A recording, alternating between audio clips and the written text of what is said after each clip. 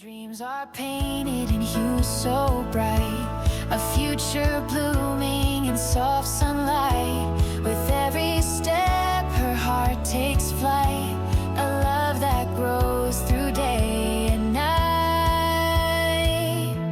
The greatest joy, her heart's new song, a bond unbroken, forever strong.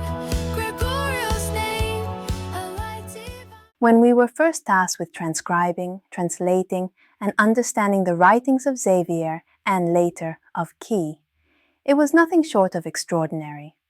I still recall the scratchy, uneven handwriting of the postscript to Xavier's Addio, and the sense of awe I felt upon learning from Zeke that he wrote those final words in the bleak days between losing his Kaylee and joining her in Torrizon.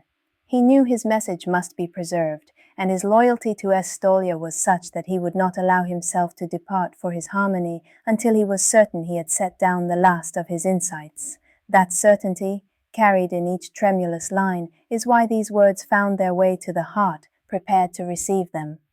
Kaylee Zakarian, living within the temple, the story of Key.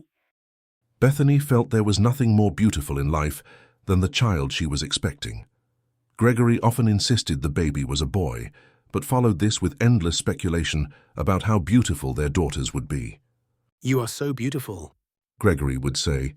"Our daughters are going to break the hearts of every man they ever meet." Bethany and Gregory stayed in the tower suite after their wedding. The doctor suggested she wait until after the baby arrived to finish her work on the photographs and the coffee table book. They slept each night in the sun-warmed tower room, and Bethany felt there could be no greater happiness. She needed to be loved as Gregory loved her, and loved him just as deeply in return. In the months after their wedding, Bethany discovered firsthand that the old axiom held true. Marriages were indeed universally happy in Estolia.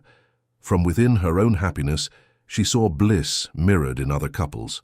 Still, in quiet moments, she was certain no one could be as deeply in love as she and Gregory, nor could any match feel quite as wonderful, as beautiful, or as true. At first, Gregory intended to begin his elder year right after the wedding, but both Xavier and Theo urged him to devote his first year to Bethany instead. She welcomed this. His company was her joy. They spent their days together, rarely apart.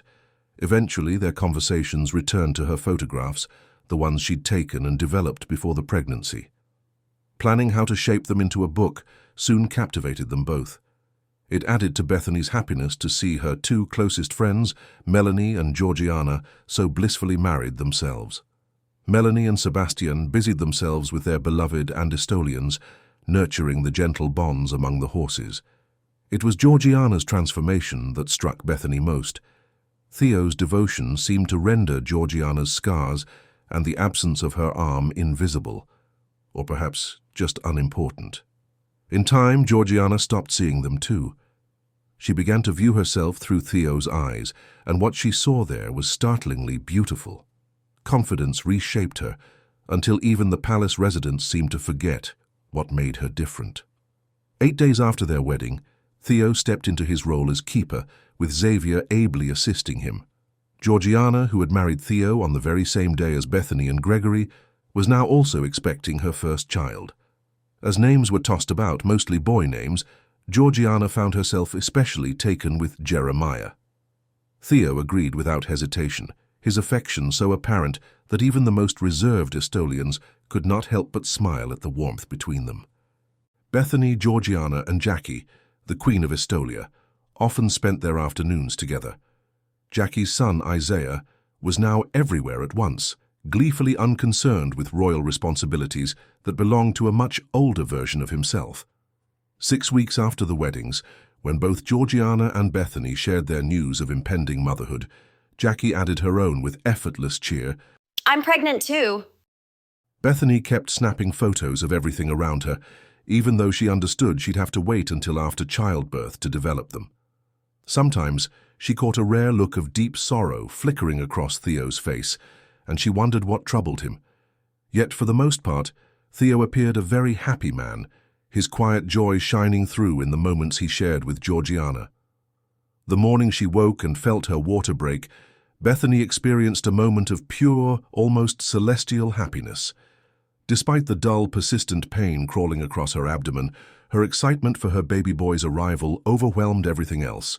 She wished to name him Gregorio, though Gregory hesitated, worried it was too close to his own name. Still, he promised to indulge her. He quickly summoned the midwife, only to learn she was already busy attending Georgiana, and whispers hinted that Jackie might be on the verge of labor as well. Bethany's labor progressed slowly, tension rising with each hour. She was surprised when Xavier appeared, wheeling himself into the lower bedroom of their tower suite. Usually it was Theo who checked on her, sometimes pausing to offer a gentle blessing. Only then did Bethany recall Theo was likely with Georgiana, who was facing her own labor just a floor below. Xavier rolled up to her bedside and looked into her eyes. "I must give you a blessing, Bethany." The words of the blessing were calm, but the pain sweeping over her muffled much of what he said. When he finished, her focus shifted sharply as the labor suddenly intensified. Just then, the midwife arrived, her presence swift and reassuring. In what felt like an instant, Bethany's entire world narrowed to the urgent sensation of bringing her beloved Gregorio into the world. She feels the kick, a gentle sign, a fleeting moment, a glimpse divine. Two hearts beat now in perfect time, a melody